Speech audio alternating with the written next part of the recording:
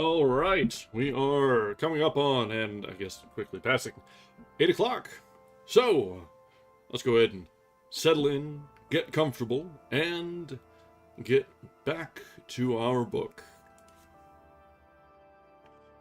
Welcome back. This is our third night of reading from The War of the Worlds. I need to update my drink just a moment, please. We've been hitting the cab a little hard, so let's shift things up a little bit.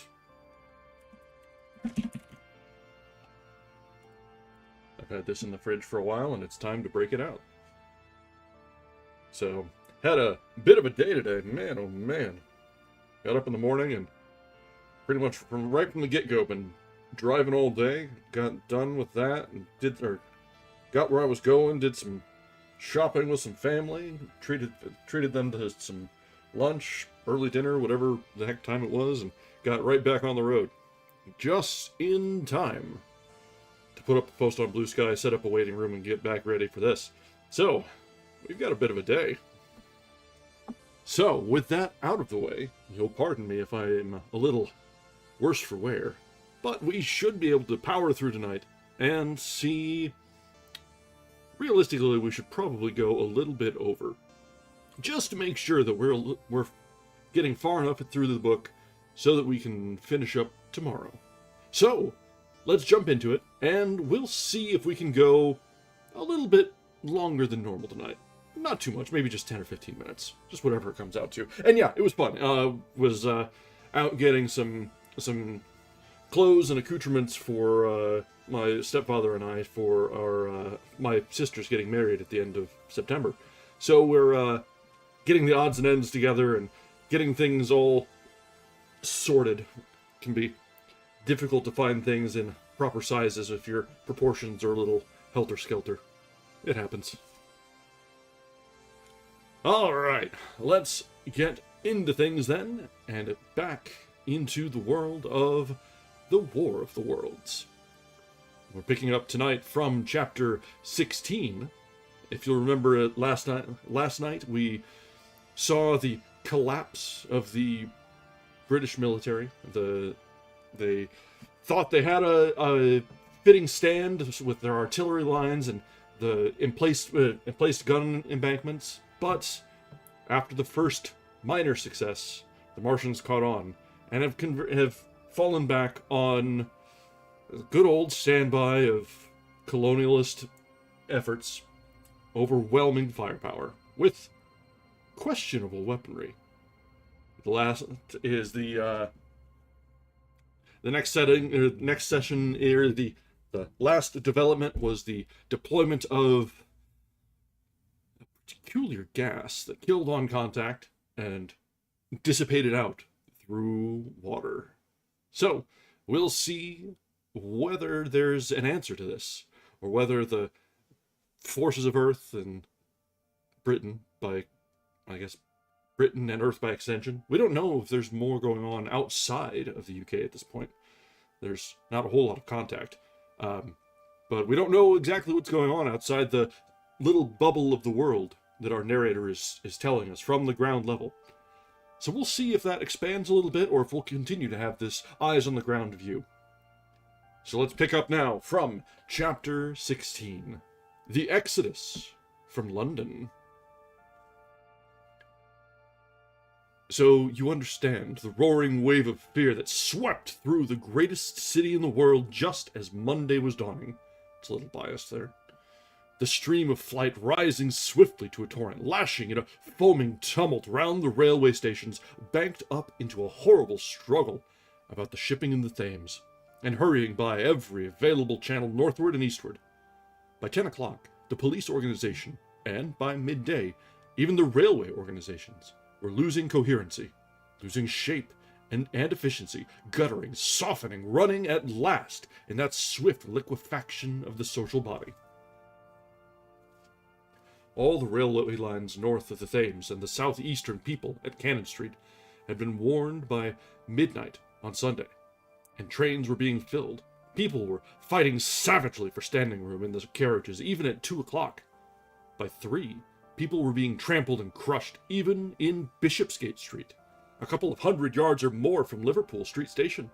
Revolvers were fired, people stabbed, and the policemen, who had been sent to direct the traffic, exhausted and infuriated, were breaking the heads of the people they were called out to protect.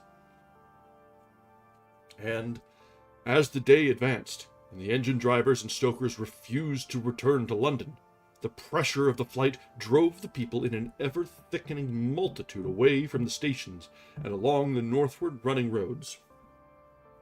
By midday, a Martian had been seen at Barnes, and a cloud of slowly sinking black vapor drove along the Thames and across the flats of Lambeth, cutting off all escape over the bridges in its sluggish advance. Another bank drove over Ealing, and surrounded a little island of survivors on Castle Hill, alive, but unable to escape. After a fruitless struggle to get aboard at Northwestern train at Chalk Farm, the engines of the trains that had loaded in the goods yard were plowed through with shrieking people, and a dozen stalwart men fought to keep the crowd from crushing the driver against his furnace.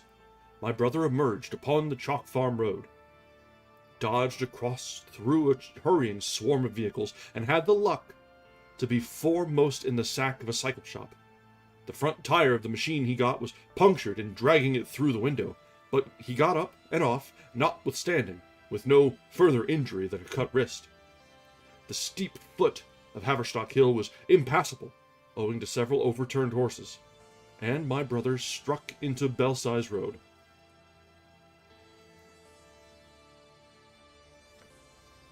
So he got out of the fury of the panic, and skirting the Edgware Road, reached Edgware about 7.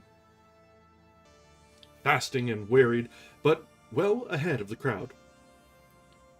Along the road, people were standing in the roadway, curious, wondering. He was passed by a number of cyclists, some horsemen, and 2 motor cars.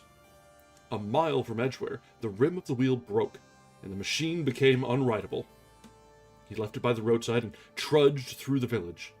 There were shops half opened in the main street of the place, and people crowded on the pavement and in the doorways and windows, staring astonished at this extraordinary procession of fugitives that was beginning. He succeeded in getting some food at an inn. For a time, he remained in Edgware, not knowing what next to do. The flying people increased in number. Many of them, like my brother, seemed inclined to loiter in this place. There was no fresh news of the invaders from Mars. At that time, the road was crowded, but as yet far from congested. Most of the fugitives at that hour were mounted on cycles, but there were soon motor cars, hansom cabs, and carriages hurrying along, and the dust hung in heavy clouds along the road to St. Albans.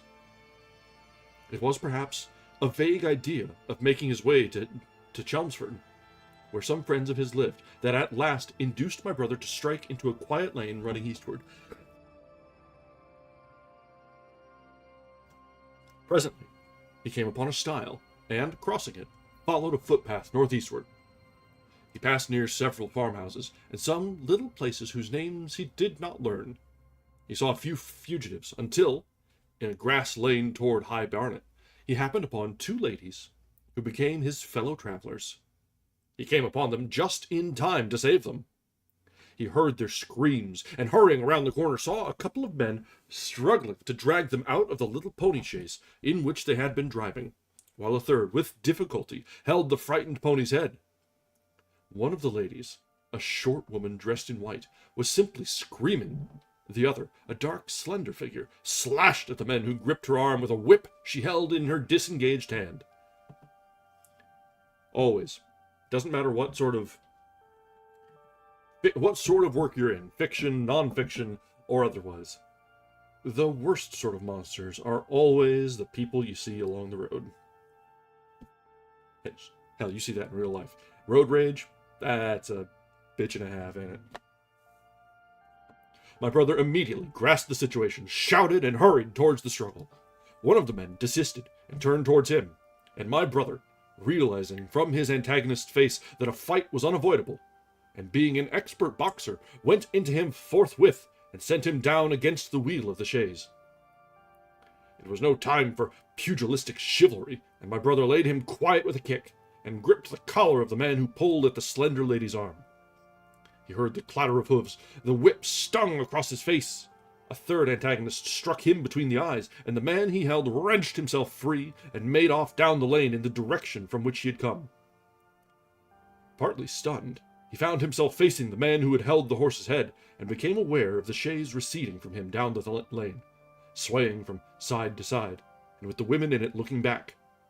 The man before him, a burly rough, tried to close, and he stopped him with a blow in the face. Then, realizing that he was deserted, he dodged round and made off down the lane after the chase, with the sturdy man close behind him, and the fugitive who had turned now following remotely. Suddenly, he stumbled and fell. His immediate pursuer went headlong, and he rose to his feet to find himself with a couple of antagonists again. He would have had little chance against them had not the slender lady very pluckily pulled up and returned to his help. It seems she had had a revolver all this time, but it had been under the seat when she and her companion were attacked. She fired at 6 yards distance, narrowly missing my brother. The less courageous of the robbers made off, and his companion followed him, cursing his cowardice. They both stopped in sight down the lane, where the third man lay insensible. "Take this," said the slender lady, and she gave my brother her revolver. "Go back to the chase," said my brother, wiping the blood from his split lip. She turned without a word. They were both panting, and they went back to where the lady in white struggled to hold back the frightened pony. The robbers had evidently had enough of it. When my brother looked again, they were retreating.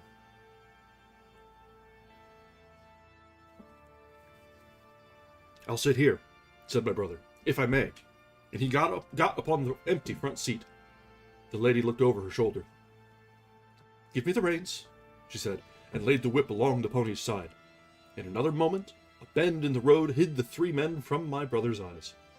So, quite unexpectedly, my brother found himself panting, with a cut mouth, a bruised jaw, and blood-stained knuckles, driving along an unknown lane with these 2 women. He learned that they were the wife and the younger sister of a surgeon living at Stanmore, who had come in the small hours from a dangerous case at Pinner, and heard at some railway station on his way of the Martian advance. He had hurried home, roused the women, their servant, and had left them 2 days before, packed some provisions, put his revolver under the seat, luckily for my brother, and told them to drive on to Edgware, with the idea of getting a train there. He stopped behind to tell the neighbors he would overtake them, he said, at about 4:30 in the morning, and now it was nearly 9. They had seen nothing of him. They could not stop in Edgware because of the growing traffic through the place, and so they had come into this side lane. That was the story they told my brother in fragments, when presently they stopped again, nearer to New Barnet. He promised to stay with them, at least until they could determine what to do, or until the missing man arrived, and professed to be an expert shot with the revolver, a weapon strange to him, in order to give them confidence. They made a sort of encampment by the wayside, and the pony became happy in the hedge. He told them of his own escape out of London, and all that he knew of these Martians and their ways. The sun crept higher in the sky, and after a time their talk died out, and gave place to an uneasy state of anticipation. Several wayfarers came along the lane, and of these my brother gathered such news as he could. Every broken answer he had deepened his impression of the great disaster that had come on humanity, deepened his persuasion of the immediate necessity for prosecuting this flight. He urged the matter upon them. "We have money," said the slender woman, and hesitated. Her eyes met my brother's, and her hesitation ended. "So have I," said my brother. She explained that they had as much as 30 pounds in gold, besides a 5-pound note, and suggested that with that they might get upon a train at St. Albans or New Barnet. My brother thought that was hopeless, seeing the fury of the Londoners to crowd upon the trains, and broached his own idea of striking across Essex toward Harwich, and thence escaping from the country altogether. Mrs. Elphinstone, that was the name of the woman in white, would listen to no reasoning, and kept calling upon George. Her sister-in-law was astonishingly quiet and deliberate, and, at last, agreed to my brother's suggestion. So, designing to cross the Great North Road, they went on towards Barnet, my brother leading the pony to save it as much as possible. As the sun crept up the sky, the day became excessively hot, and underfoot a thick, whitish sand grew, burning and blinding, so that they traveled only very slowly. The hedges were gray with dust, and as they advanced toward Barnet, a tumultuous murmuring grew stronger. They began to meet more people. For the most part, these were staring before them, murmuring indistinct questions. Jaded, haggard, unclean. One man, in evening dress, passed them on foot, his eyes on the ground. They heard his voice, and, looking back at him, saw one hand clutched in his hair and the other beating invisible things. His paroxysm of rage over, he went on his way without once looking back.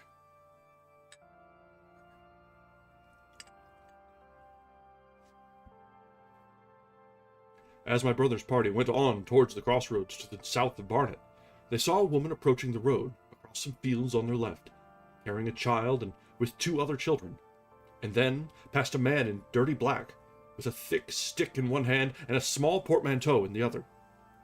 Then, round the corner of the lane, from between the villas that guarded it at its confluence with the high road, came a little cart drawn by a sweating black pony, and driven by a sallow youth in a bowler hat, gray with dust. There were 3 girls, East End factory girls, and a couple of little children crowded in the cart. "This'll take us round to Edgware?" asked the driver, wild-eyed, white-faced, and when my brother told him it would if he turned to the left, he whipped up at once, without the formality of thanks. My brother noticed a pale gray smoke, or haze, rising among the houses in front of them, and veiling the white facade of a terrace beyond the road that appeared between the backs of the villas. Mrs. Elphinstone suddenly cried out at a number of tongues of smoky red flame leaping up above the houses in front of them against the hot blue sky. The tumultuous noise resolved itself now into the disorderly mingling of many voices, the gride of many wheels, the creaking of wagons, and the staccato of hoofs. The lane came round sharply, not 50 yards from the crossroads. "Good heavens!" cried Mrs. Elphinstone. "What is this you are driving us into?" My brother stopped. For the main road was a boiling stream of people, a torrent of human beings rushing northward, one pressing on another. A great bank of dust, white and luminous in the blaze of the sun, made everything within 20 feet of the ground gray and indistinct, and was perpetually renewed by the hurrying feet of a dense crowd of horses and of men and women on foot, and by the wheels of vehicles of every description.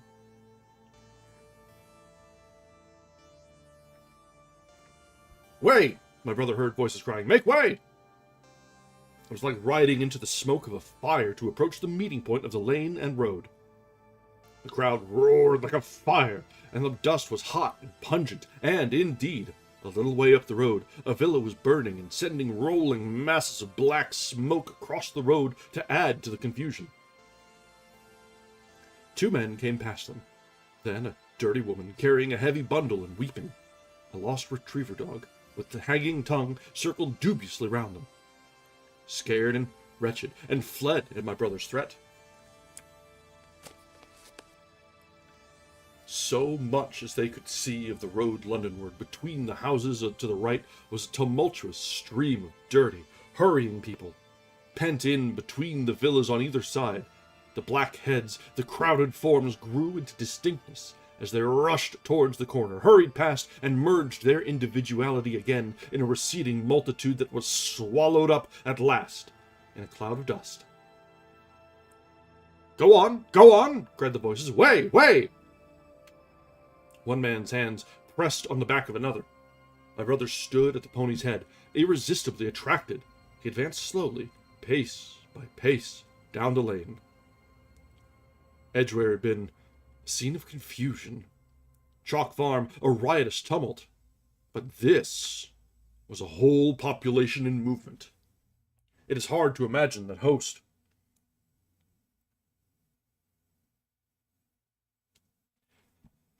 It is hard to imagine that host. It had no character of its own. The figures poured out past the corner and receded with their backs to the group in the lane. Along the margin came those who were on foot, threatened by the wheels, stumbling in the ditches, blundering into one another. The carts and carriages crowded close upon one another, making little way for those swifter and more impatient vehicles that darted forward every now and then when an opportunity showed itself of doing so, sending the people scattering against the fences and gates of the villas. "Push on!" was the cry. "Push on! They are coming!" In one cart stood a blind man in the uniform of the Salvation Army, gesticulating with his crooked fingers and bawling, "Eternity! Eternity!" His voice was hoarse and very loud, so that my brother could hear him long after he was lost to sight in the dust. Some of the people who moved in the carts whipped stupidly at their horses and quarreled with other drivers. Some sat motionless, staring at nothing, with miserable eyes. Some gnawed their hands with thirst, or lay prostrate in the bottoms of their conveyances. The horses' bits were covered with foam, their eyes bloodshot. There were cabs, carriages, shop carts, wagons, beyond counting. A mail cart, a road cleaner's cart, marked Vestry of St. Pancras. A huge timber wagon crowded with roughs. A brewer's dray rumbled by with its two near wheels splashed with fresh blood. "Clear the way!" cried the voices. "Clear the way!" "Eternity! Eternity!" came the echoing down the road. There were sad, haggard women tramping by, well dressed with children that cried and stumbled, their dainty clothes smothered in dust, their weary faces smeared with tears. With many of these came men, sometimes helpful, sometimes lowering and savage. Fighting side by side with them pushed some weary street outcast in faded black rags. Wide-eyed, loud-voiced, foul-mouthed. There were sturdy workmen, thrusting their way along, wretched, unkempt men, clothed like clerks or shopmen, struggling spasmodically, a wounded soldier, my brother noticed, men dressed in the clothes of railway porters, one wretched creature in a nightshirt with a coat thrown over it. But varied as its composition was, certain things all that host had in common. There were fear and pain on their faces, and fear behind them. A tumult up the road, a quarrel for a place in a wagon, sent the whole host of them quickening their pace. Even a man so scared and broken that his knees bent under him was galvanized for a moment into renewed activity. The heat and the dust had already been at work upon this multitude. Their skins were dry, their lips black and cracked. They were all thirsty, weary, and footsore, and amid the various cries one heard disputes, reproaches, groans of weariness and fatigue. The voices of most of them were hoarse and weak. Through it all ran a refrain. "Way! Way! The Martians are coming!"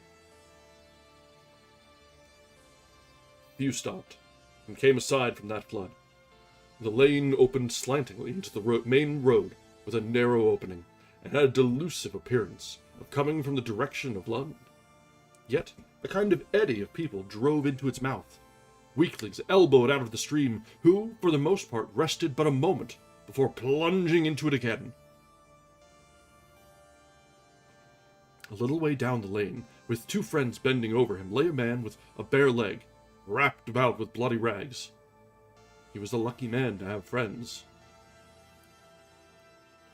A little old man, with a gray military moustache, and a filthy black frock coat, limped out and sat down beside the trap, removed his boot, his sock was blood-stained, shook out a pebble, and hobbled on again. And then a little girl of 8 or 9, all alone, threw herself under the hedge close by my brother, weeping. "I can't go on! I can't go on!" My brother woke from his torpor of astonishment and lifted her up, speaking gently to her, and carried her to Miss Elphinstone. So soon as my brother touched her, she became quite still, as if frightened. "Ellen!" shrieked a woman in the crowd, with tears in her voice. "Ellen!" and the child suddenly darted away from my brother, crying, "Mother!" "They're coming," said a man on horseback, riding past along the line. "Out of the way there!" bawled the coachman, towering high, and my brother saw a closed carriage turning into the lane. The people crushed back on one another to avoid the horse. My brother pushed the pony and chaise back into the hedge, and the man drove by and stopped at the turn of the way. It was a carriage, with a pole for a pair of horses, but only one was in the traces. My brother saw dimly through the dust that two men lifted out something on a white stretcher and put it gently on the grass beneath the privet hedge. One of the men came running to my brother. "Where's there any water?" he said. "He's dying fast, and he's very thirsty. It is Lord Garrick." "Lord Garrick?" said my brother. "The Chief Justice?" "The water?" he said. "There may be a tap," said my brother, "in some of the houses. We have no water. I dare not leave my people." The man pushed against the crowd towards the gate of the corner house. "Go on," said the people, thrusting at him. "They're coming, go on!" Then my brother's attention was distracted by a bearded, eagle-faced man lugging a small handbag, which split even as my brother's eyes rested on it and disgorged a mass of sovereigns that seemed to break up into separate coins as it struck the ground. They rolled hither and thither among the struggling feet of men and horses. The man stopped and looked stupidly at the heap, and the shaft of a cab struck his shoulder and sent him reeling. He gave a shriek and dodged back, and a cartwheel shaved him narrowly. "Way!" cried the men all about him. "Make way!" As soon as the cab had passed, he flung himself with both hands open upon the heap of coins and began thrusting handfuls in his pocket. The horse rose close upon him, and in another moment, half rising, he had been borne down under the horse's hoofs. "Stop!" screamed my brother, and pushing a woman out of his way, tried to clutch the bit of the horse. Before he could get it, he heard a scream under the wheels, and saw, through the dust, the rim passing over the poor wretch's back. The driver of the cart slashed his whip at my brother, who ran round behind the cart. The multitudinous shouting confused his ears. The man was writhing in the dust among his scattered money, unable to rise, for the wheel had broken his back, and his lower limbs lay limp and dead. My brother stood up and yelled at the next driver, and a man on a black horse came to his assistance. "Get him out of the road," said he, and clutching the man's collar with his free hand, my brother lugged him sideways. But he still clutched after his money, and regarded my brother fiercely, hammering at his arm with a handful of gold. Go on!" shouted angry voices behind him. "Way! Way!" There was a smash as the pole of a carriage crashed into the cart, and that the man on horseback stopped. My brother looked up, and the man with the gold twisted his head round and bit the wrist that held his collar. There was a concussion, and the black horse came staggering sideways, and the cart horse pushed beside it. A hoof missed my brother's foot by a hair's breadth. He released his grip on the fallen man and jumped back. Saw anger change to terror on the face of the poor wretch on the ground, and in a moment he was hidden, and my brother was borne backward and carried past the entrance of the lane, and had to fight hard in the torrent to recover it.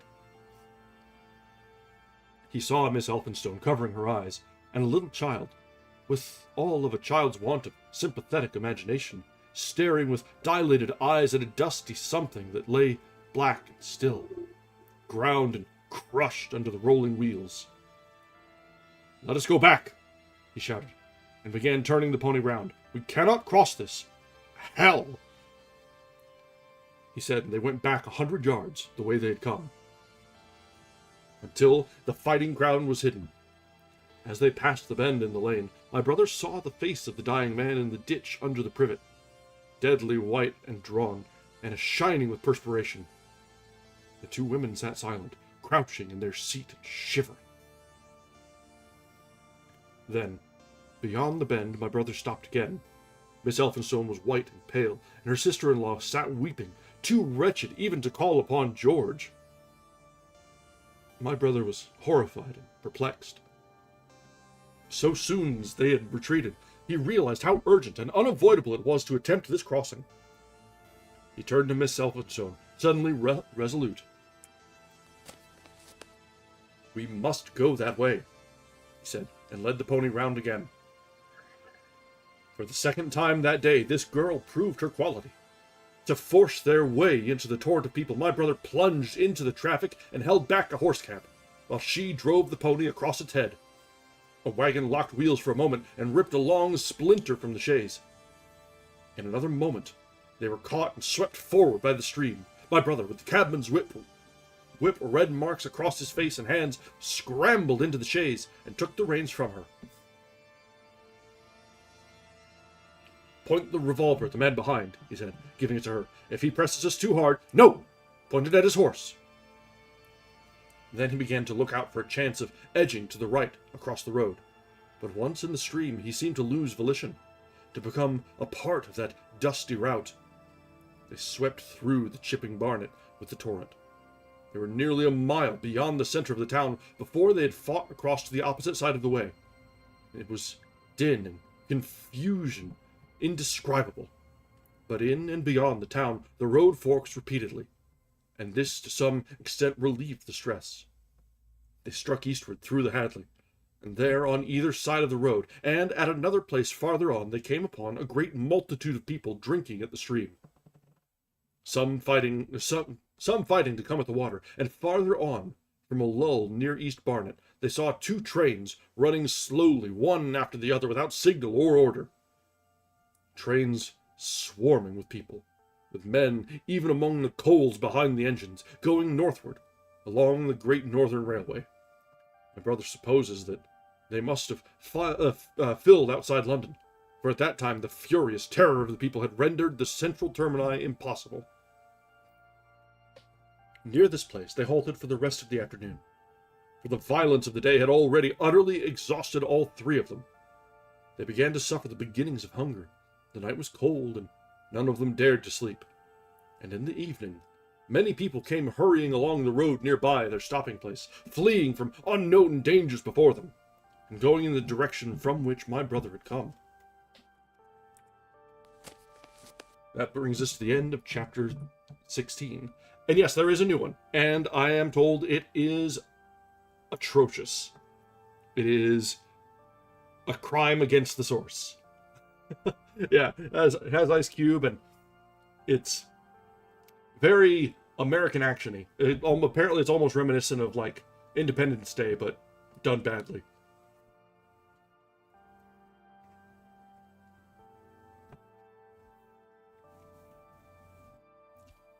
Yabe indeed. Indeed. Alright, let's continue with chapter 17. We've seen the mass exodus, the rush of humanity plunging out all together at once. And in their escape from the Martians, they have seemed to have escaped their own humanity. Such it is.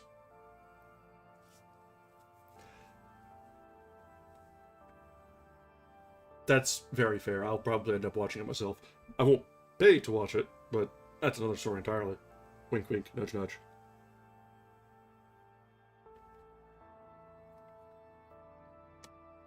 Alright, chapter 17. The Thunder Child. Had the Martians aimed only at destruction? I think it's already in theaters, isn't it? Or did it go straight to streaming? It strikes me as if it went to theaters, it probably won't be there long. Had the Martians aimed only at destruction, they might on Monday have annihilated the entire population of London as it spread itself slowly through the home counties. Not only along the road through Barnet, but also through Edgware and Waltham Abbey, and along the roads eastward to Southend and Shoeburyness. Okay, British place names are just silly. Just silly. Southend, okay, fine. Shoeburyness. Yeah, just silly. And south of the Thames to Deal and Broadstairs. Poured the same frantic route.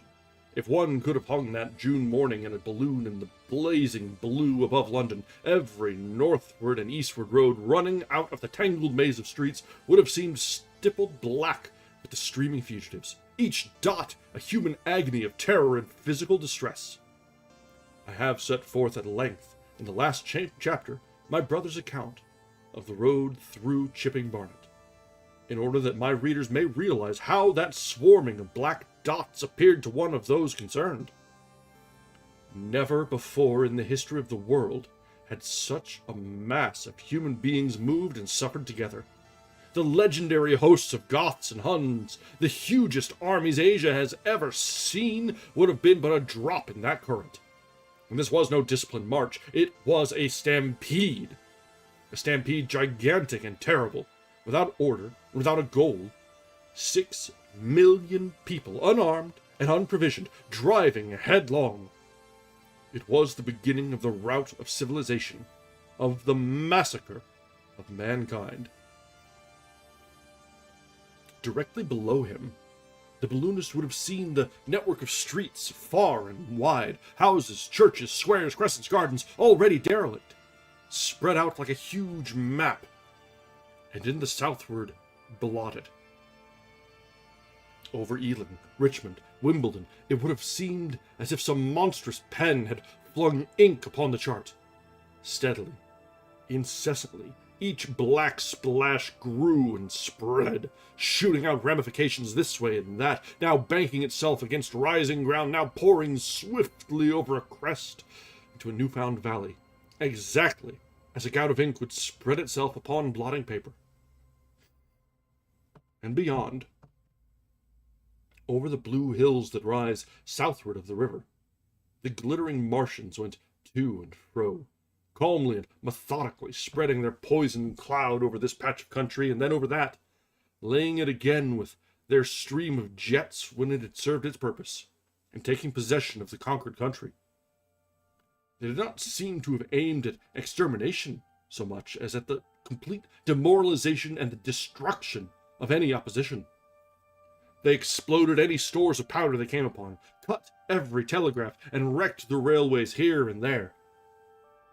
They were hamstringing mankind. They seemed in no hurry to extend the field of their operations, and did not come beyond the central part of London all that day. It is possible that a very considerable number of people in London stuck to their houses through Monday morning. Certain it is that many died at home, suffocated by the black smoke.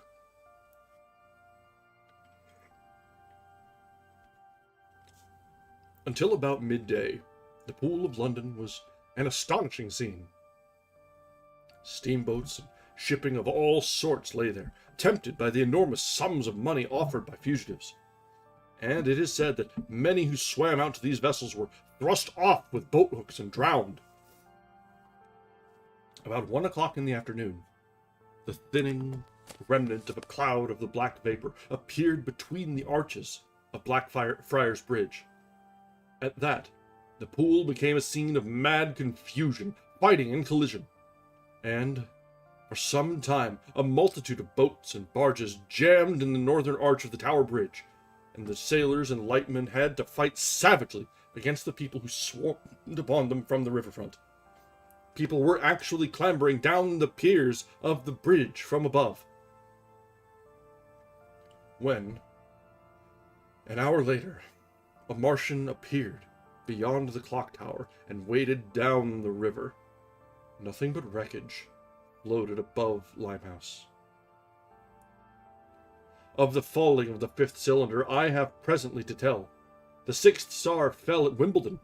My brother, keeping watch beside the women in the chaise in the meadow, saw the green flash of it far beyond the hills. On Tuesday, the little party, still set upon getting across the sea, made its way through the swarming country, towards Colchester.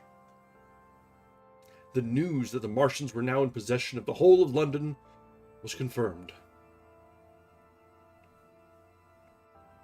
They had been seen at Highgate, and even, it was said, at Neasden.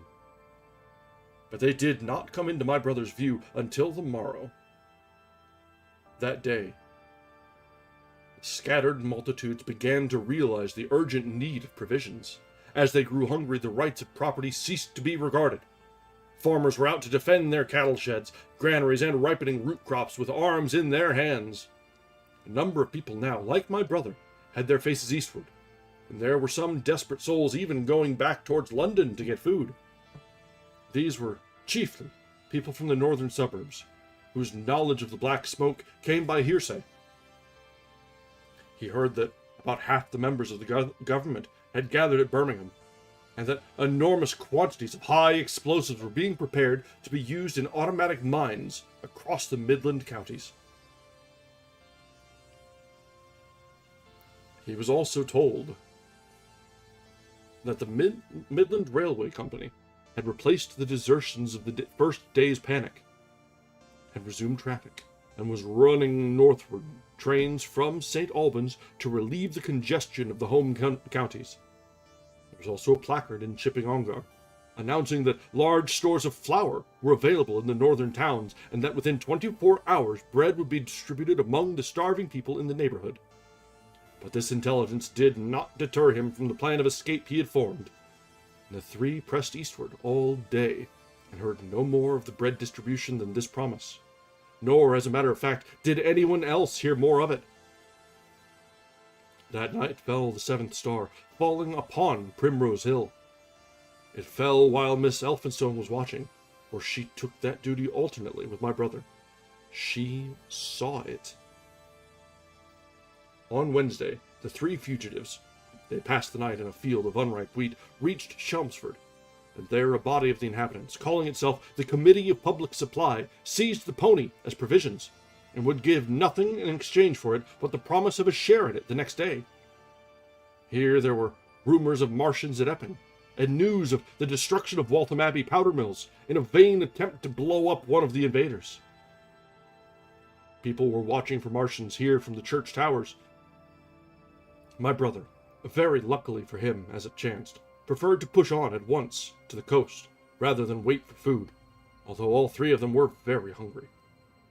By midday they passed through Tillingham, which, strangely enough, seemed to be quite silent and deserted, save for a few furtive plunderers hunting for food.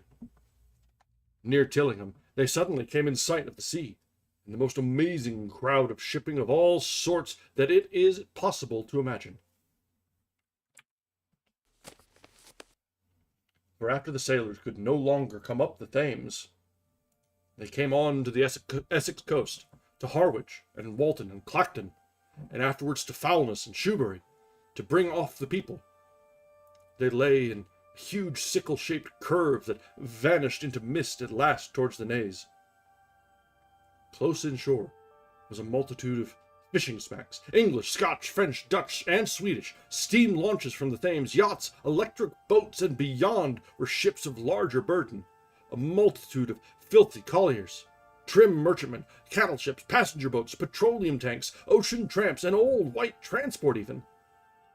Neat white and gray liners from Southampton and Hamburg, and along the blue coast, along the Blackwater, my brother could make out dimly a dense swarm of boats chaffering with the people on the beach. A swarm which also extended up the Blackwater almost to Malden. About a couple of miles out lay an ironclad, very low in the water, almost, to my brother's perception, like a waterlogged ship. This was the ram Thunder Child. It was the only warship in sight, but far away to the right, over the smooth surface of the sea, for that day there was a dead calm, lay a serpent of black smoke to mark the next ironclads of the Channel Fleet, which hovered in an extended line, steam up and ready for action, across the Thames estuary during the course of the Martian conquest, vigilant and yet powerless to prevent it. At the sight of the sea, Mrs. Elphinstone, in spite of the assurances of her sister-in-law, gave way to panic. She had never been out of England before. She would rather die than trust herself friendless in a foreign country, and so forth. She seemed, poor woman, to imagine that the French and the Martians might prove very similar. She'd been growing increasingly hysterical, fearful, and depressed, during the 2 days' journeyings. Her great idea was to return to Stanmore. Things had always been well and safe at Stanmore. They would find George at Stanmore. It was with the greatest difficulty they could get her down to the beach, where presently my brother succeeded in attracting the attention of some men on a paddle steamer from the Thames. They sent a boat and drove a bargain for £36 for the three. The steamer was going, these men said, to Ostend. It was about 2 o'clock when my brother, having paid their fares at the gangway, found himself safely aboard the steamboat with his charges. There was food aboard, albeit at exorbitant prices, and the three of them contrived to eat a meal at one of the seats forward.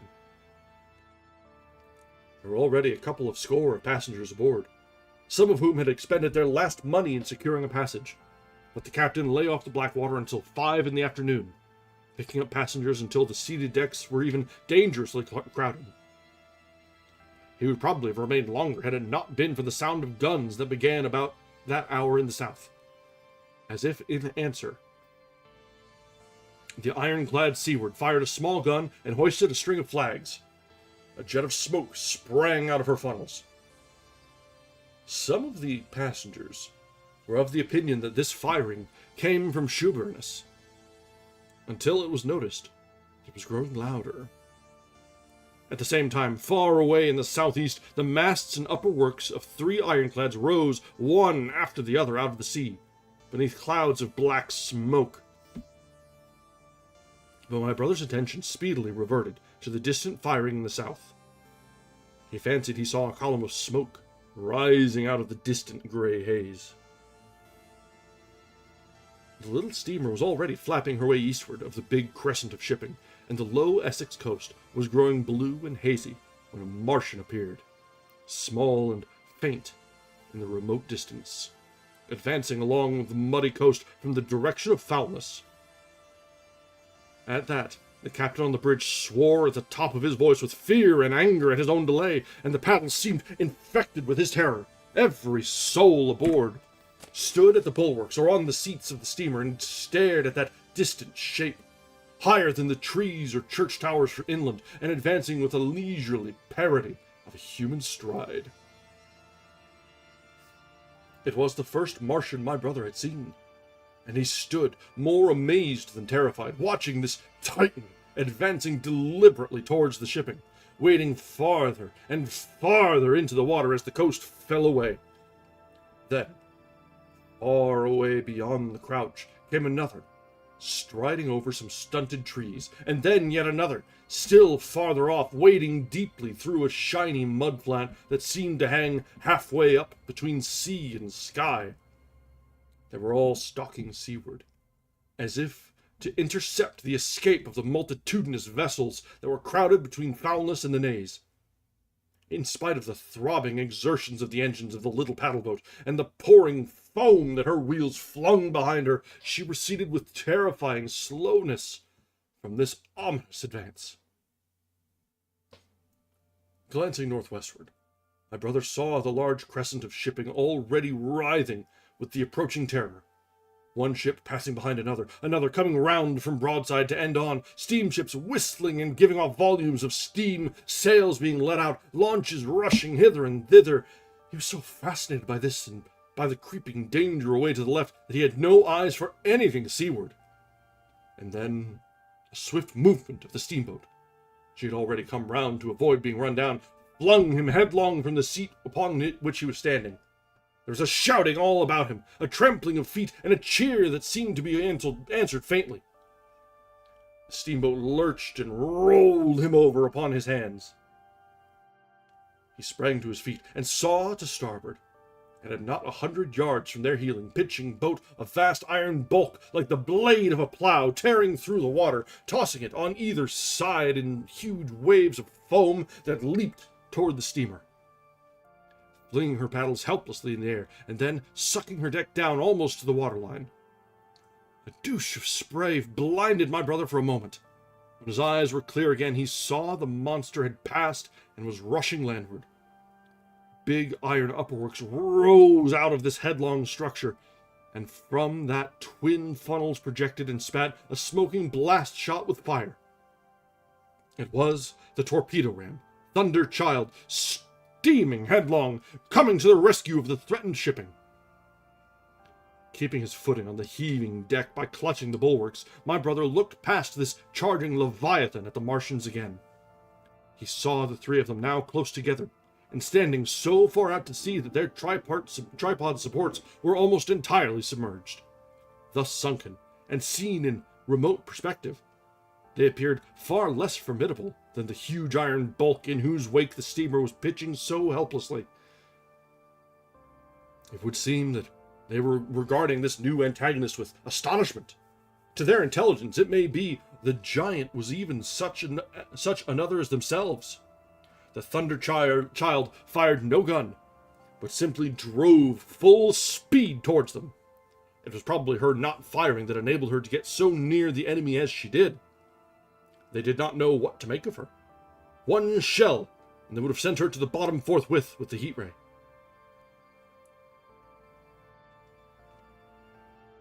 She was steaming at such a pace that in a minute she seemed halfway between the steamboat and the Martians, a diminishing black bulk against the receding horizontal expanse of the Essex coast. Suddenly, the foremost Martian lowered his tube and discharged a canister of the black gas at the ironclad. It hit her larboard side and glanced off in an inky jet that rolled away to seaward, an unfolding torrent of black smoke, from which the ironclad drove clear. To the watchers from the steamer, low in the water and with the sun in their eyes, it seemed as though she were already among the Martians. They saw the gaunt figures separating and rising out of the water as they retreated shoreward, and one of them raised the camera-like generator of the heatway. He held it, pointing obliquely downward, and a bank of steam sprang from the water at its touch. It must have driven through the iron of the ship's side, like a white-hot iron rod through paper.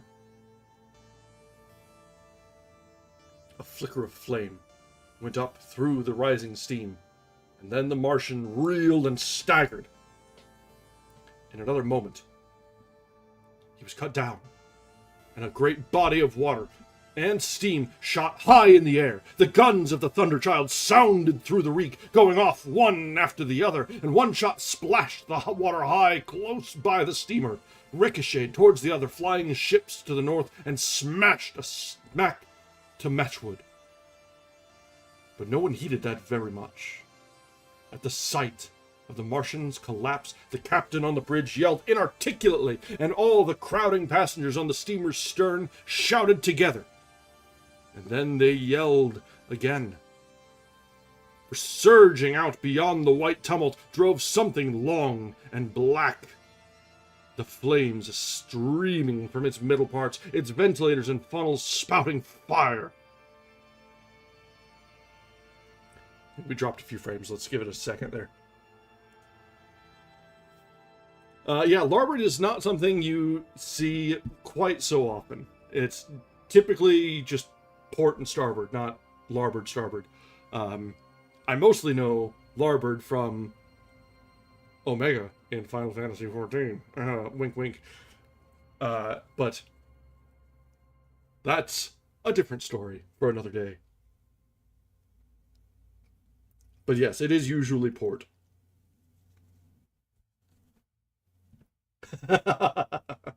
Yep. Well, now,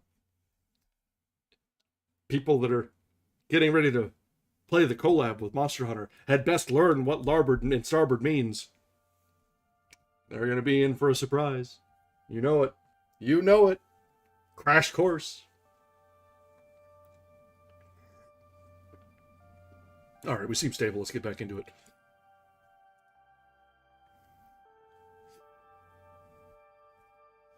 She was alive still. The steering gear, it seems, was intact, and her engines working.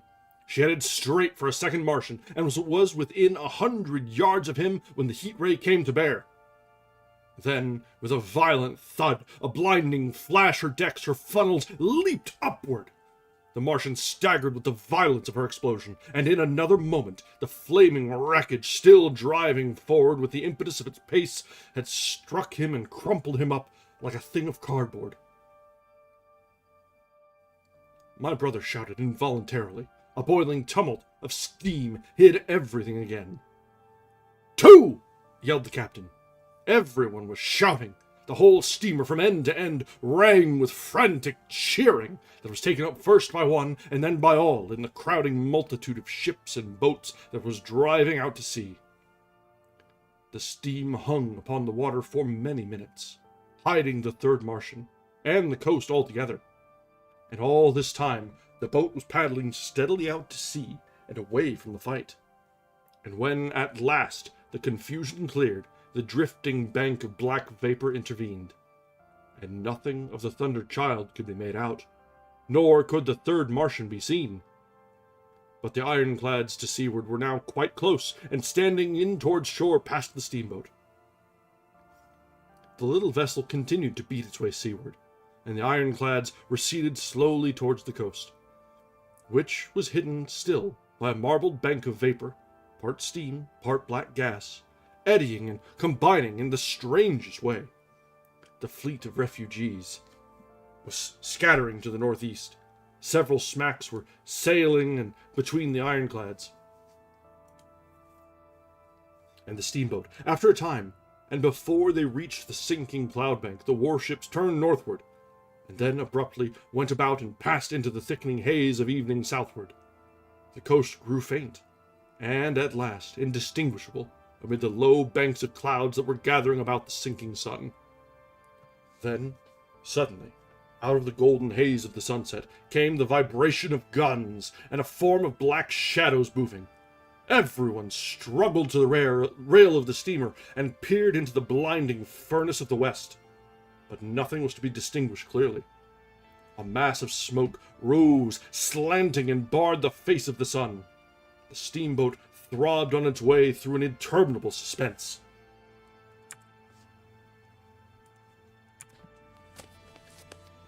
The sun sank into gray clouds. The sky flushed and darkened. The evening star trembled into sight. It was deep twilight, and the captain cried out and pointed. My brother strained his eyes. Something rushed up into the sky out of the grayness, rushed slantingly upward, and very swiftly into the luminous clearness above the clouds in the western sky. Something flat and broad and very large that swept round in a vast curve, grew smaller, sank slowly, and vanished again into the gray mystery of the night. And as it flew, it rained down darkness upon the land.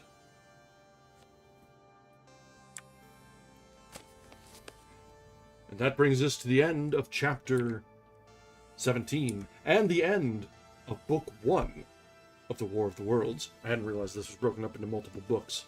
Now I'm curious as to how that is further broken up. Oh, it's just 2 parts, okay. Alright, that sounds like a great time to take a quick moment to stand up, stretch our legs, refresh our drinks, and get ready for things to continue.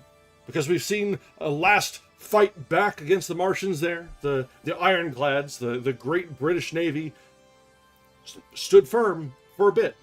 But then a new weapon of the Martians was released. And dropping darkness on the ground, upon the land beneath, sounds an awful lot like carpet bombing with that black smoke. And that's not going to end well. Let's be entirely honest. So, let's go ahead and take a few minutes, and we will be back in just a bit, where we will continue with Book 2 of the War of the Worlds.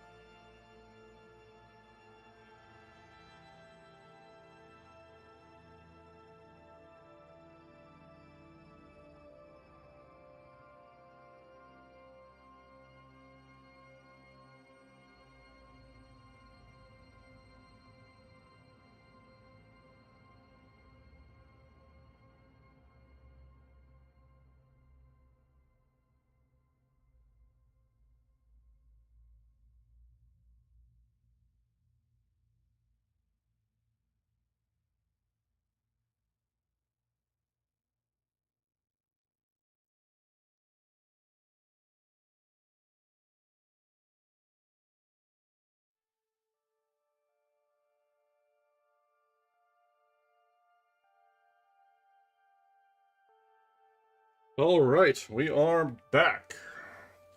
I should have taken this time to pour another glass of this. Then there's the unfortunate reality of drinking warm sake. You have to pour it a lot.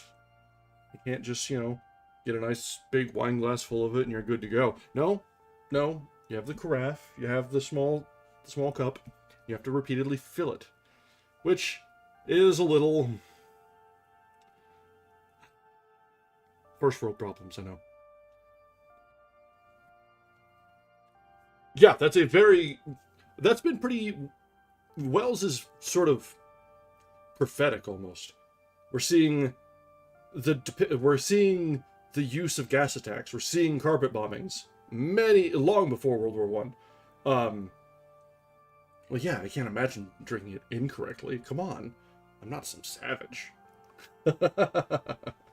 But yeah, between the carpet bombing, between the gas attacks, which I think there were some sort of there's been biological warfare and weapons usage as long as history exists, between poisoning wells and throwing in dead cattle and the like to poison the siege. That sort of thing has existed, but this depiction of it is very close to in line with just the use of like mustard gas and general carpet bombing. And the whole concept of the heat rays, that's pretty on point for what will likely become laser weapons. We've got lasers. We've seen them being weaponized to some extent. You can't see them, but things that they hit catch on fire. That's pretty on the nose right there. So it is... We can only hope that people aren't taking Wells as inspiration for their atrocities, and he's just coincidentally landed in plausible fiction that becomes reality. Kind of the same way that when we were reading Crichton a while back, where Crichton excels at plausible fiction, almost science fiction, where it's like or near science fiction, where it's something that very well could be, but isn't yet. Yeah, speculative fiction gonna speculate. And sometimes those speculations are a little close for comfort when we've had a few years for it to catch up. We don't end at the rate we're going. We're not going to end up in the Star Trek future. Just saying. It's not looking too good on that front.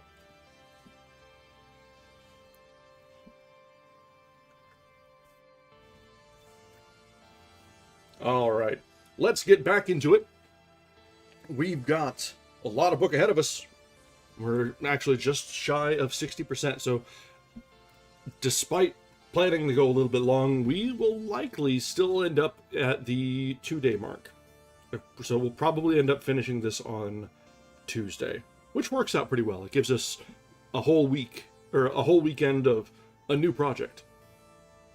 So maybe I won't stress too much. We'll just kind of sort of yap a little and read what we read. So, let's go on to Book 2. The Earth Under the Martians. Well, that's a little ominous of a start to a chapter, to a book. But it does set the tone pretty well. Chapter 1. Underfoot. In the first book, I have wandered so much from my own adventures to tell of the experiences of my brother, that all through the last 2 chapters, I and the curate have been lurking in the empty house at Halliford, whither we fled to escape the black smoke. There I will resume.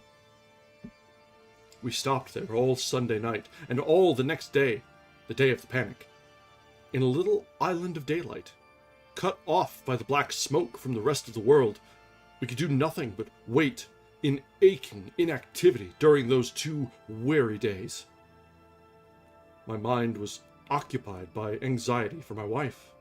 I figured her at Leatherhead, terrified, in danger, mourning me already as a dead man. I paced the rooms and cried aloud when I thought of how I was cut off from her, of all that might happen to her in my absence. My cousin, I knew, was brave enough for any emergency, but he was not the sort of man to realize danger quickly, to rise promptly. What was needed now was not bravery, but circumspection. He's just casually calling his cousin a little dim. He's a good lad, but he's a little dim. My only consolation was to believe that the Martians were moving Londonward and away from her. Such vague anxieties keep the mind sensitive and painful.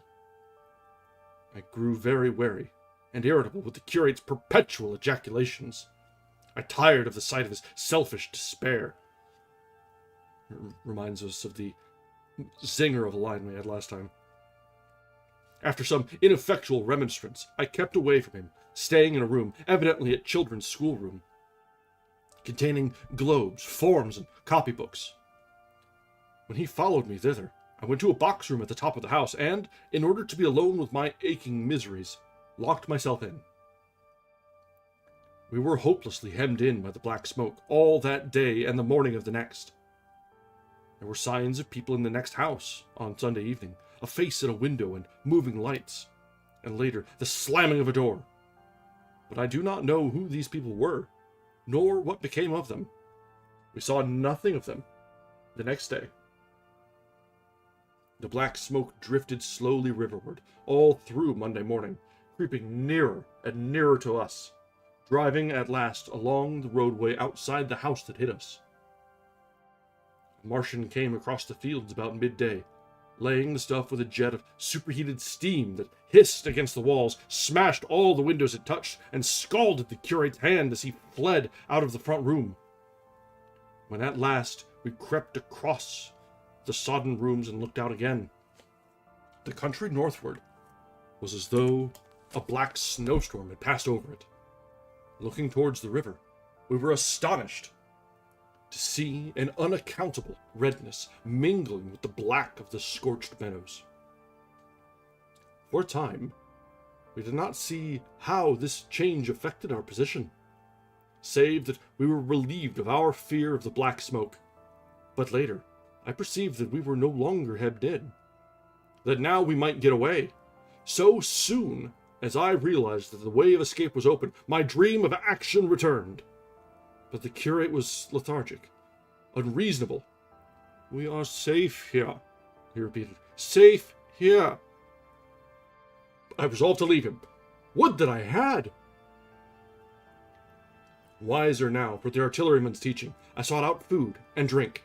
I had oil and rags for my burns, and I also took a hat and a flannel shirt that I found in one of the bedrooms.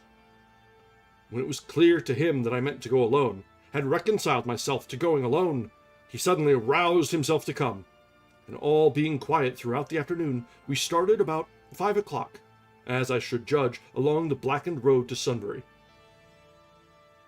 In Sunbury, and at intervals along the road, were dead bodies, lying in contorted attitudes, horses as well as men, overturned carts and luggage, all covered thickly with black dust, that pall of cindery powder. Hang on. YouTube's doing it again.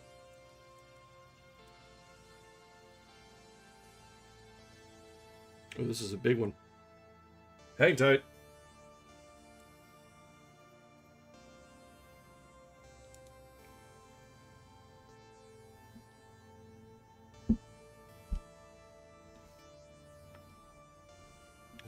Not dropping more frames. I think that we maybe pass. Give a moment to get a fresh pour. And we'll see whether we'll be buffering or if we'll be alright. Monitor goes live. 2-second delay. I think we're alright. Okay. Alright, where were we? Let's take it from the top of that paragraph. In Sunbury, and at intervals along the road, were dead bodies, lying in contorted attitudes, horses as well as men, overturned carts and luggage, all covered thickly with black dust. That pall of cindery powder made me think of what I had read of the destruction of Pompeii. We got to Hampton Court without misadventure, our minds full of strange and unfamiliar appearances. And at Hampton Court, our eyes were relieved to find a patch of green that had escaped the suffocating drift. We went through Bushy Park, with its deer going to and fro under the chestnuts, and some men and women hurrying in the distance toward Hampton, and so we came to Twickenham. These were the first people we saw. Yeah, how considerate. Thanks, you two, for giving me a moment to refill my drink. Away across the road, the woods beyond Ham and Petersham were still afire. Twickenham was uninjured by either heat ray or black smoke, and there were more people about here, though none could give us news. For the most part, they were like ourselves, taking advantage of a lull to shift their quarters. I have an impression that many of the houses here were still occupied by scared inhabitants, too frightened even for flight. Here, too, the evidence of a hasty rout was abundant along the road. I remember most vividly 3 smashed bicycles in a heap, pounded into the road by the wheels of subsequent carts. We crossed Richmond Bridge about 8:30. We hurried across the exposed bridge, of course, but I noticed floating down the stream a number of red masses, some many feet across. I did not know what these were.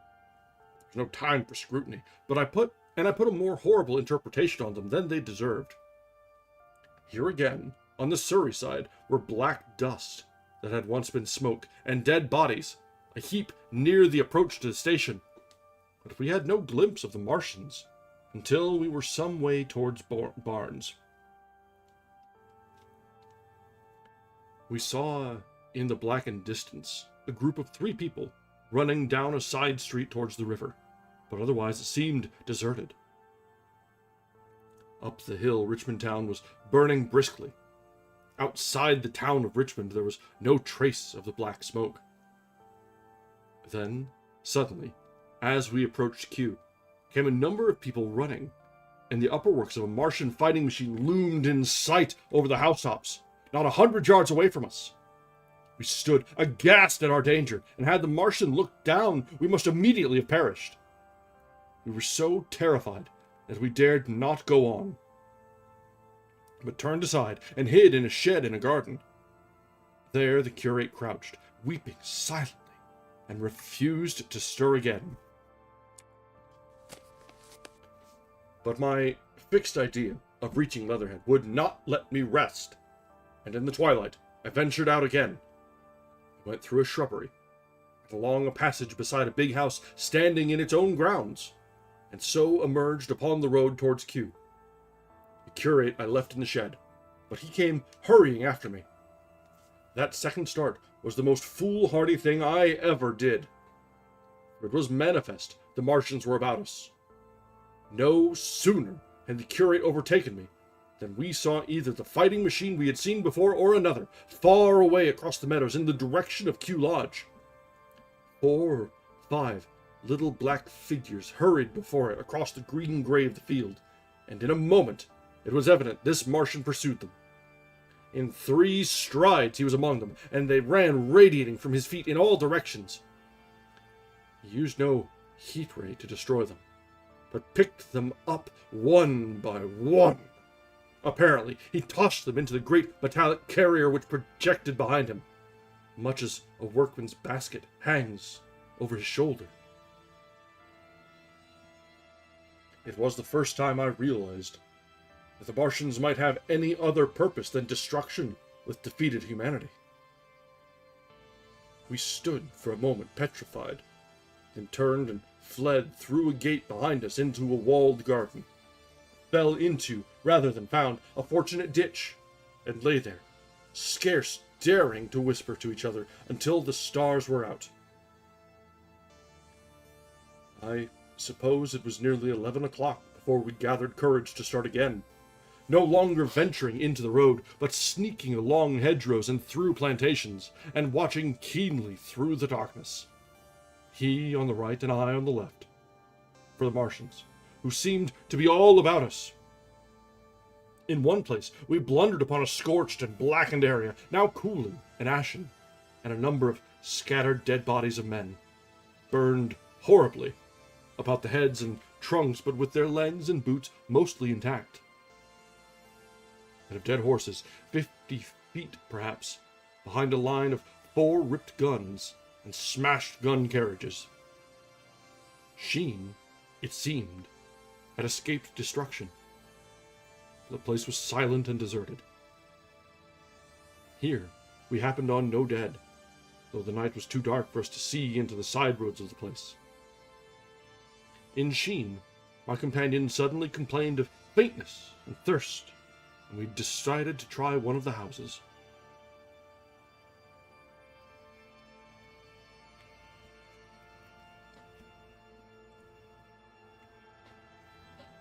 The first house we entered, after a little difficulty with the window, was a small, semi-detached villa, and I found nothing eatable left in the place but some moldy cheese.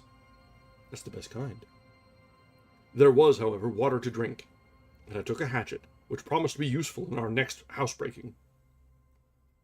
We then crossed to a place where the road turns toward Mortlake.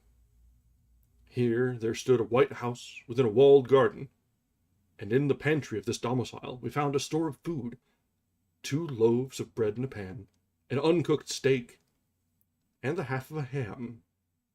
I give this catalogue so precisely because, as it happened, we were destined to subsist upon this store for the next fortnight. Bottled beer stood under a shelf, and there were 2 bags of haricot beans, and some limp lettuces. This pantry opened into a kind of wash-up kitchen, and in this was firewood. There was also a cupboard, in which we found nearly a dozen of burgundy, tinned soups and salmon, and two tins of biscuits.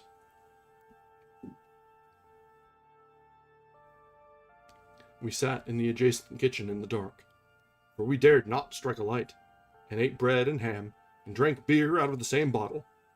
The curate, who was still timorous and restless, was now, oddly enough, for pushing on, and I was urging him to keep up his strength by eating, when the thing happened that was to imprison us.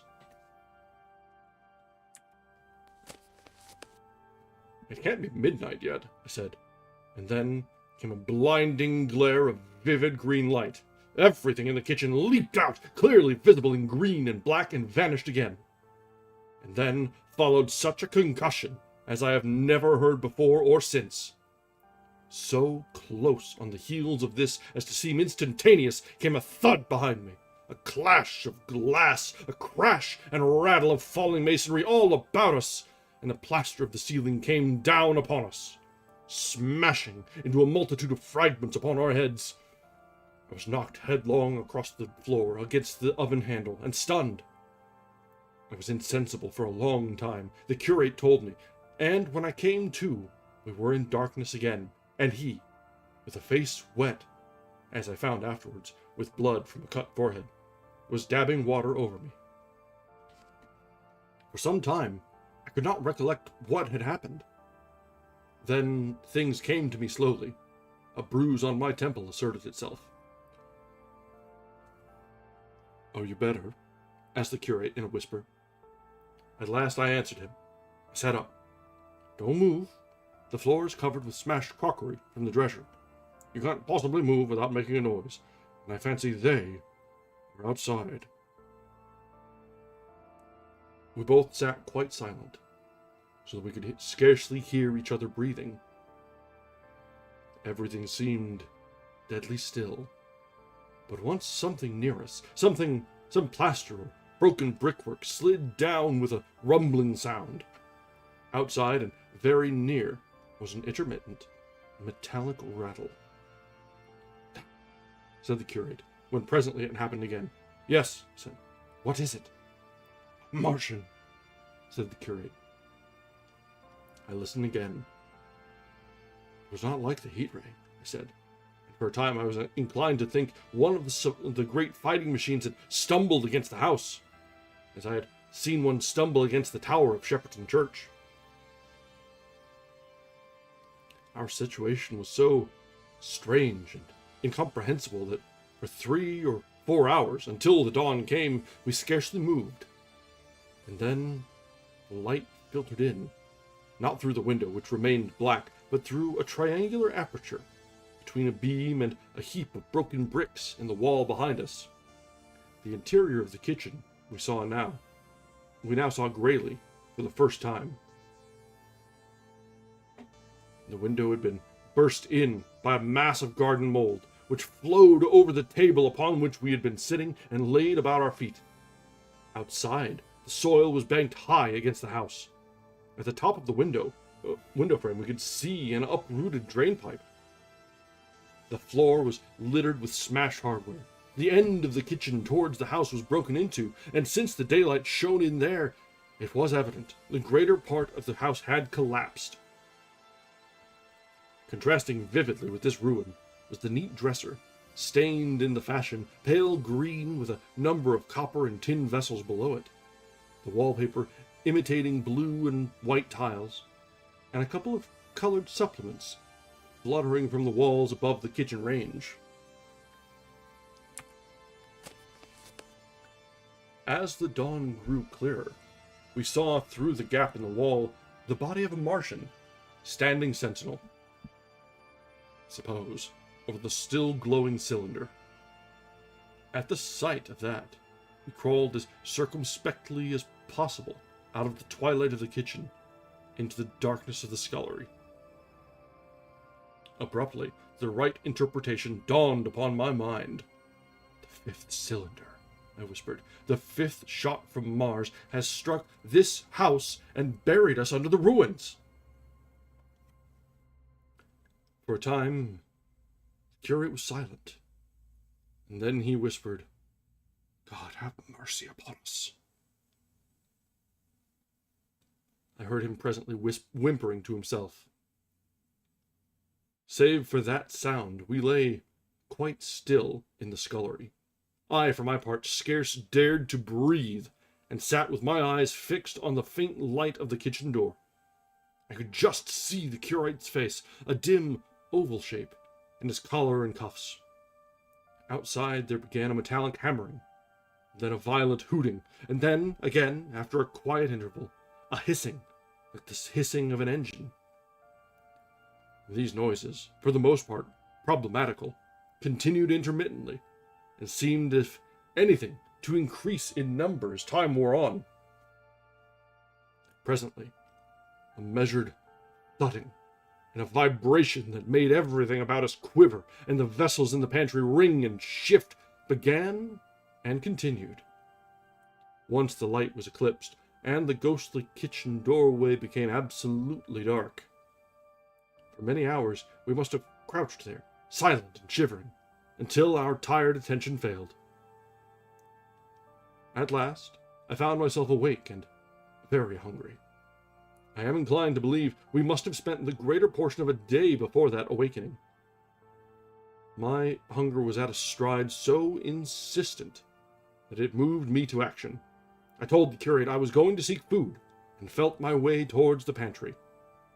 He made me no answer, but so soon as I began eating, the faint noise I made stirred him up, and I heard him crawling after me.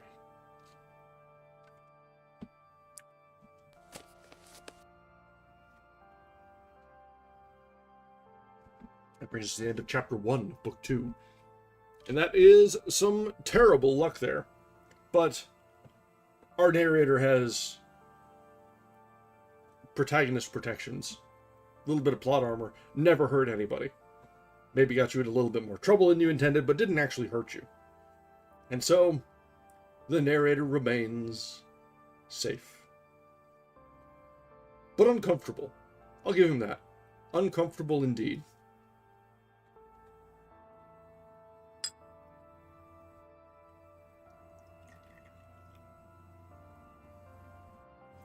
Alright, so let's see what sort of trouble he'll get up to next.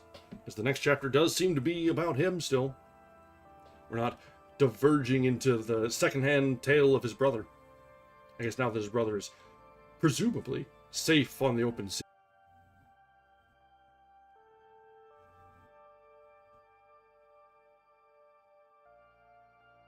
Okay, are we back? Maybe. Not so much. Immediately dropping frames. Ay, ay, ay.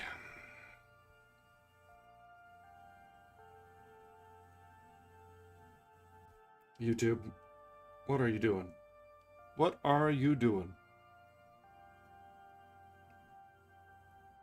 Okay, we're working our way back. We're getting there. Oh, I see we're green. OBS, hang tight, be strong, you can do it. I think we're okay. Can we go live? Go live on the monitor? Short delay? I'm okay with that. Alright, I think we are back in action. It only took rebooting OBS and powering through a tremendous lag stream. So, let's ride this momentum and try and get through another chapter or two tonight. Hopefully. Now, we hadn't actually started this next chapter. We just gotten to the end, so it was actually a decent time for a catastrophic failure. So, let's resume with Chapter 2 of Book 2. Yeah, exactly. It's with the added delays of this, there is no way we would have been able to finish up tomorrow. I was looking at the percentage we had left, and as we're getting drug along further and further and further from schedule based on YouTube's shenanigans, it's become more and more certainty. And these chapters are pretty dense. There's not a lot of dialogue, so each page lasts quite a bit longer. So, alright, Chapter 2. What we saw from the ruined house. After eating, we crept back to the scullery, and there I must have dozed again, for when presently I looked round, I was alone. The thudding vibration continued with wearisome persistence. I whispered for the curate several times, and at last felt my way to the door of the kitchen. It was still daylight, and I perceived him across the room, lying against the triangular hole that looked out upon the Martians.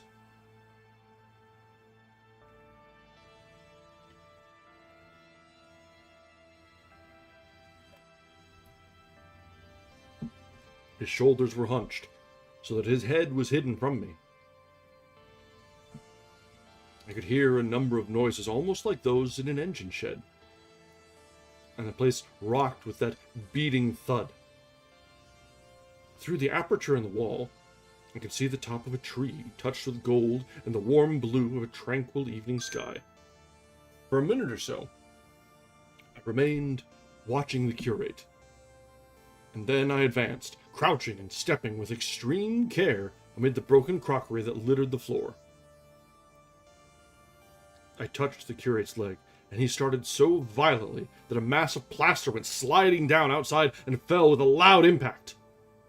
I gripped his arm, fearing he might cry out, and for a time we crouched motionless. Then I turned to see how much of our rampart remained. The detachment of the plaster had left a vertical slit open in the debris, and by raising myself cautiously across a beam, I was able to see out of this gap into what had been, overnight, a quiet suburban roadway. Vast indeed was the change that we beheld. The fifth cylinder must have fallen right into the midst of the house we had first visited. The building had vanished completely, smashed, pulverized, and dispersed by the blow. The cylinder lay now far beneath the original foundations, deep in a hole, already vastly larger than the pit I had looked into at Woking. The earth all round it had splashed under that tremendous impact. Splashed is the only word, and lay in heaped piles that hid the masses of the adjacent houses. It had behaved exactly like mud under the violent blow of a hammer. Our house had collapsed backward.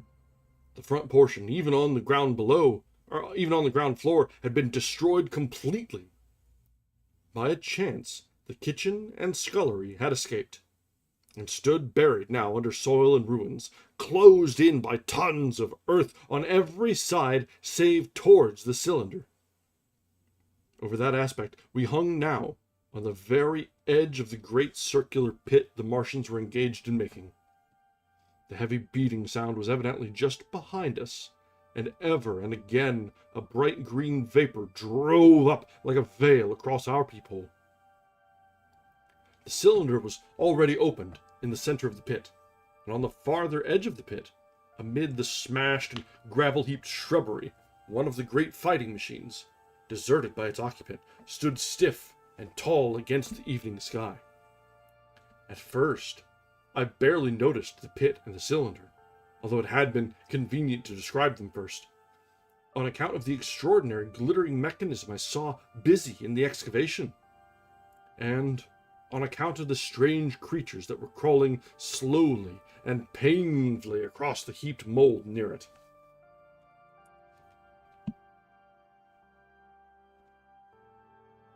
The mechanism it certainly was that held my attention first. It was one of those complicated fabrics that have since been called handling machines, and the study of which has already given such an enormous impetus to terrestrial invention. As it dawned upon me first, it presented a sort of metallic spider with 5 jointed agile legs and an extraordinary number of jointed levers, bars, and reaching and clutching tentacles about its body. Most of its arms were retracted, but with 3 long tentacles it was fishing out a number of rods, plates, and bars which lined the covering, and apparently strengthened the walls of the cylinder. These, as it extracted them, were lifted out and deposited upon a level surface of earth behind it. Its motion was so swift, complex, and perfect that at first I did not see it as a machine in spite of its metallic glitter. The fighting machines were coordinated and animated to an extraordinary pitch, but nothing to compare with this. People who have never seen these structures, and have only the ill-imagined efforts of artists or the imperfect descriptions of such eyewitnesses as myself to go upon, scarcely realize that living quality. I recall particularly the illustration of one of the first pamphlets to give a consecutive account of the war. The artist had evidently made a hasty study of one of the fighting machines, and there his knowledge ended. He presented them as tilted, stiff tripods, without either flexibility or subtlety, and with an altogether misleading monotony of effect. The pamphlet containing these renderings had a considerable vogue, and I mention them here simply to warn the reader against the impression that they may have created. They were no more like the Martians I saw in action than a Dutch doll is like a human being. To my mind, the pamphlet would have been much better without them. At first, I say that the handling machine did not impress me as a machine, but as a crab-like creature with a glittering integument. The controlling Martian, whose delicate tentacles actuated its movements, seemed to be simply the equivalent of the crab's cerebral portion. But then I perceived the resemblance of its gray-brown, shiny, leathery integument to that of the other sprawling bodies beyond, and the true nature of this dexterous workman dawned on me. With that realization, my interest shifted to those other creatures, the real Martians. Already, I had had a transient impression of these, and the first nausea no longer obscured my observation. Moreover, I was concealed and motionless, and under no urgency of action. They were, I now saw, the most unearthly creatures it is possible to conceive. They were huge, round bodies, or rather heads, about 4 feet in diameter, each body having in front of it a face, This face had no nostrils. Indeed, the Martians did not seem to have any sense of smell. But it had a pair of very large, dark-colored eyes, and just beneath this, a kind of fleshy beak.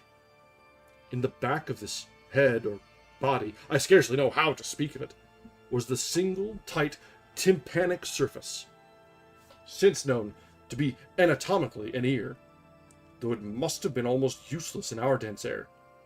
In a group round the mouth were 16 slender, almost whip-like tentacles, arranged in 2 bunches of 8 each.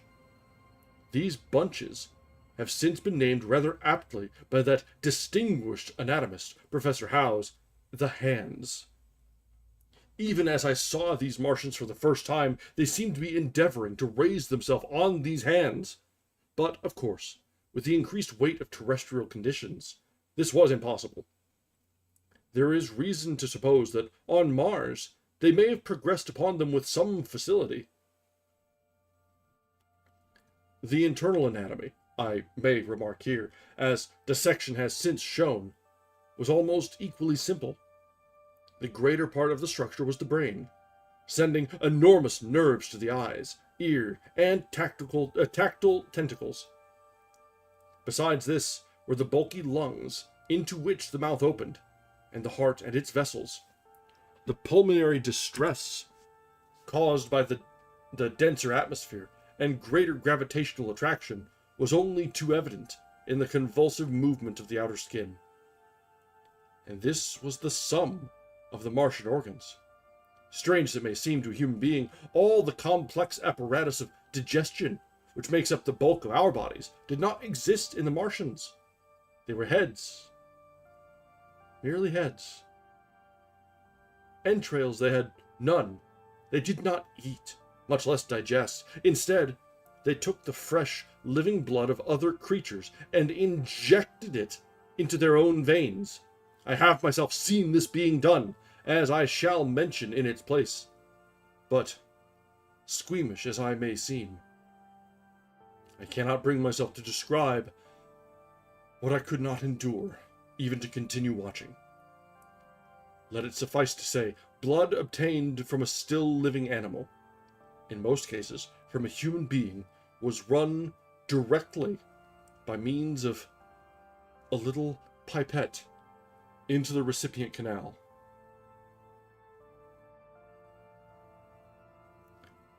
The bare idea of this is no doubt horribly repulsive to us, but at the same time, I think that we should remember how repulsive our carnivorous habits would seem to an intelligent rabbit. The physiological advantages of the practice of injection are undeniable, if one thinks of the tremendous waste of human time and energy occasioned by eating and the digestive process. Our bodies are half made up of glands and tubes and organs, occupied in turning heterogeneous food into blood. The digestive processes and their reaction upon the nervous system sap our strength and color our minds. Men go happy or miserable as they have healthy or unhealthy livers, or sound gastric glands. But the Martians were lifted above all these organic fluctuations of mood and emotion. Their undeniable preference for men as their source of nourishment is partly explained by the nature of the remains of the victims they had brought with them as provisions from Mars. These creatures, to judge from the shriveled remains that have fallen into human hands, were bipeds, with flimsy, silica skeletons, almost like those of the silica sponges, and feeble musculature, standing about 6 feet high, having round, erect heads, and large eyes in flinty sockets. 2 or 3 of these seemed to have been brought in each cylinder, and all were killed before Earth was reached. It was just as well for them, for the mere attempt to stand upright upon our planet would have broken every bone in their bodies. And while I am engaged in this description, I may add in this place certain further details which, although they were not all evident to us at the time, will enable the reader, who is unacquainted with them, to form a clearer picture of these offensive creatures. In 3 other points, their physiology differed strangely from ours. Their organisms did not sleep, any more than the heart of man sleeps, since they had no extensive muscular mechanism to recuperate. That periodical extinction was unknown to them. They had little or no sense of fatigue, it would seem. On Earth, they could never have moved without effort. Yet even to the last, they kept in action. In 24 hours, they did 24 hours' work of work. As even on Earth is perhaps the case with the ants. In the next place, wonderful as it seems in a sexual world, the Martians were absolutely without sex, and therefore without any of the tumultuous emotions that arise from the difference among men. A young Martian, there can now be no dispute, was really born upon Earth during the war, and it was found attached to its parent, partially budded off, just as young lily bulbs bud off, or like the young animals in the freshwater polyp. In man, in all the higher terrestrial animals, such a method of increase has disappeared. But even on this Earth, it was certainly the primitive method.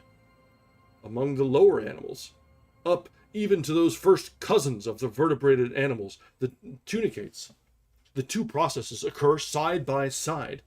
But finally, the sexual method superseded its competitor altogether. On Mars, however, just the reverse has apparently been the case. It is worthy of remark that a certain speculative writer of quasi-scientific repute, writing long before the Martian invasion, did forecast for man a final structure not unlike the actual Martian condition.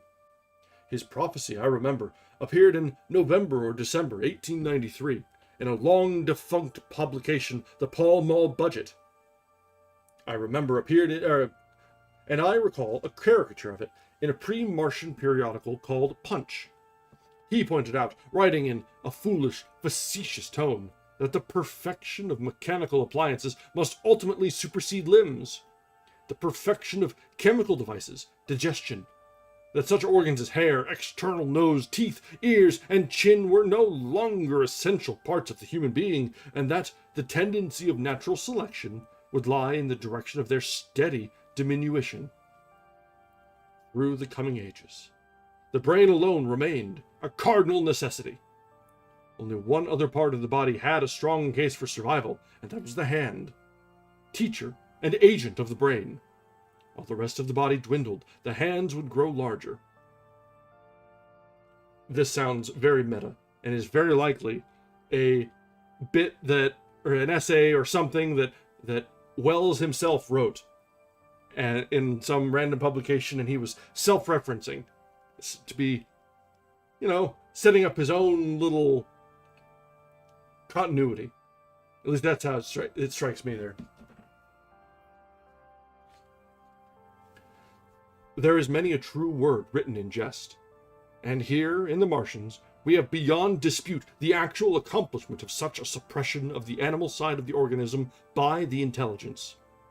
To me, it is quite credible that the Martians may have descended from beings not unlike ourselves, by a gradual development of brain and hands, the latter giving rise to the two bunches of delicate tentacles at last, at the expense of the rest of the body. Without the brain would, of course, become a mere selfish intelligence, without any of the emotional substratum of the human being. The last salient point in which the systems of these creatures differed from ours was in what one might have thought a very trivial particular: microorganisms, which cause so much disease and pain on Earth.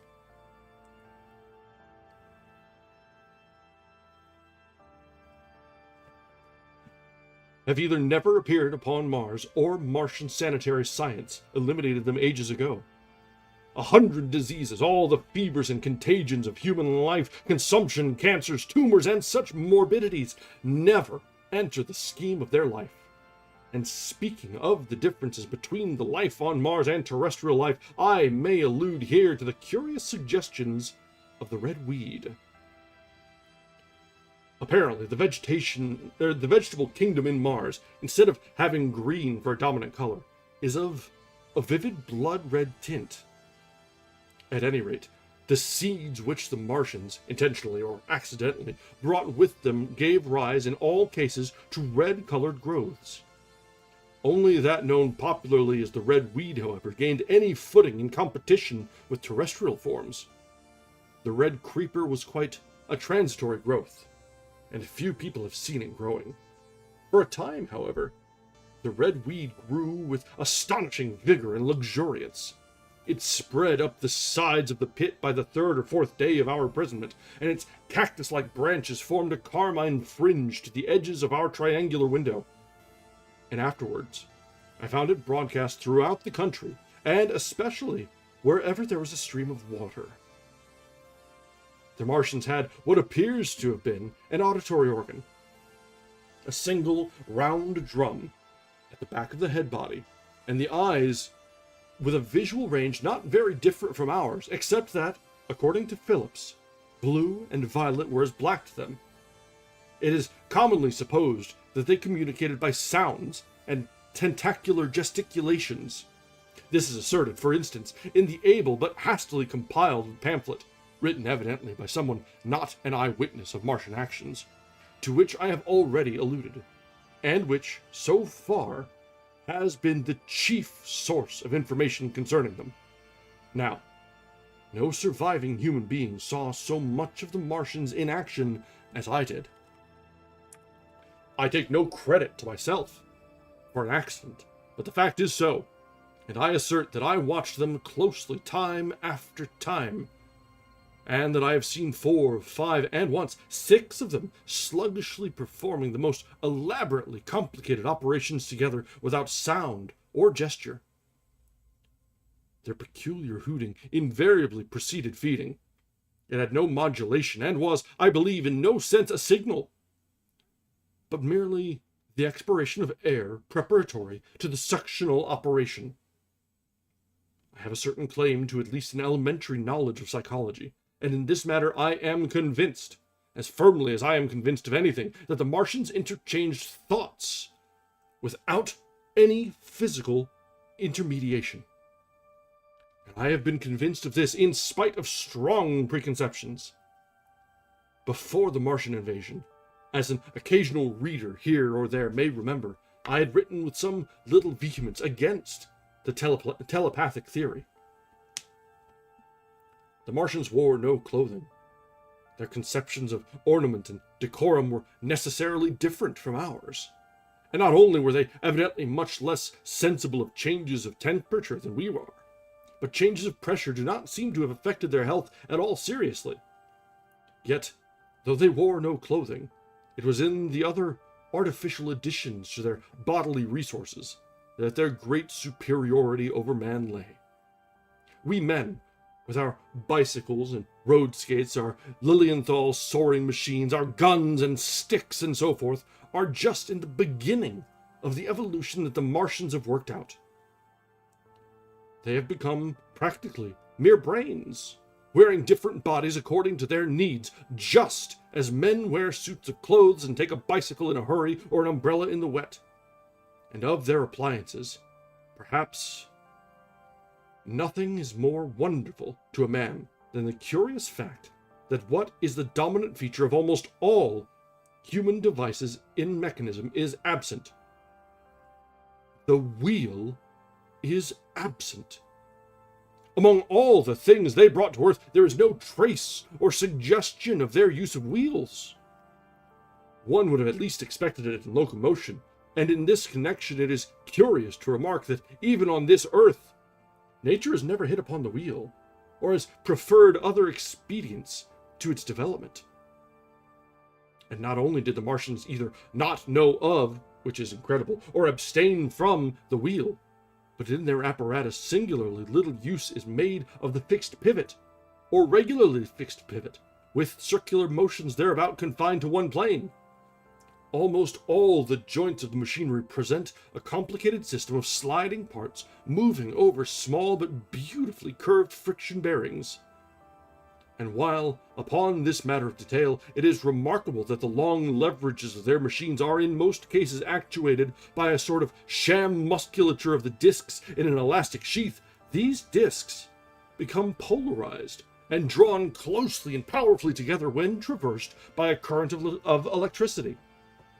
In this way, the curious parallelism to animal motions, which was so striking and disturbing to the human beholder, was attained.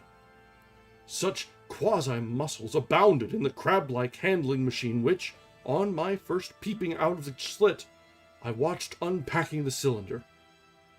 It seemed infinitely more alive than the actual Martians lying beyond it in the sunset light, panting, stirring ineffectual tentacles, and moving feebly after their vast journey across space. While I was still watching their sluggish motions in the sunlight, and noting each strange detail of their form, the curate reminded me of his presence by pulling violently on my arm.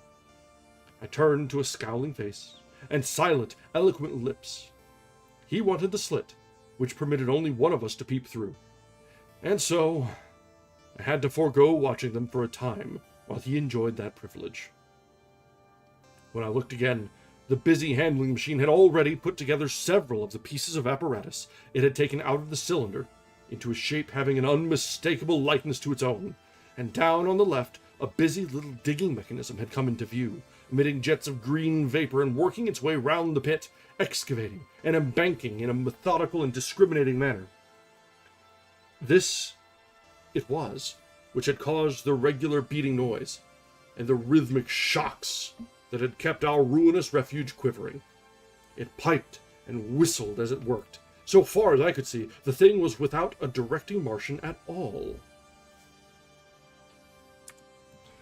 And that brings us to the end of Chapter 2 of Book 2 of The War of the Worlds. And with this book, it does sort of feel as if it's natural to sort of play it off as a broadcast. The fact that it is narrated from the first person so very much just sort of lends itself to it really well. And the fact that this has a history of being the radio show. It's got a very sort of smooth transition into that sort of delivery. So it also helps that I can get into it and have some fun with it. So we are at 10 o'clock. We've got about 66% of the way through. So we have about 1/3 of the book remaining, which if we split that between the 2 days, it should get us just about right. So I think we'll go ahead and call off for tonight. Yeah, and that's sort of, I've heard that quite often. I've got a voice for radio, and I can ham it up. It was actually, I used to have a whole lot of fun. As all of us in our youths, we run a myriad of jobs. But running the drive-through cashier window and the taking orders up there can be a whole lot of fun if you let it be. A face for radio indeed. Well, we've all got our strengths, right? All right, let's go ahead and call this a night. We've got through quite a bit of progress tonight, actually. Despite the hazards and struggles that YouTube put us through, we've gotten through the first book. We've seen the first couple chapters. We've seen the musculature and biologies of the Martians described. We've seen the brothers' flight from London, the Great Panic as 6 million people fled the city in an evening. So, we've got the rest ahead of us. How will the Martians impose their will upon the helpless Earth? Will there be any resistance? I'm sure we've all been spoiled to the eventual happenings, but let's pretend together for a moment that we're all coming into this absolutely untrod and virgin soil.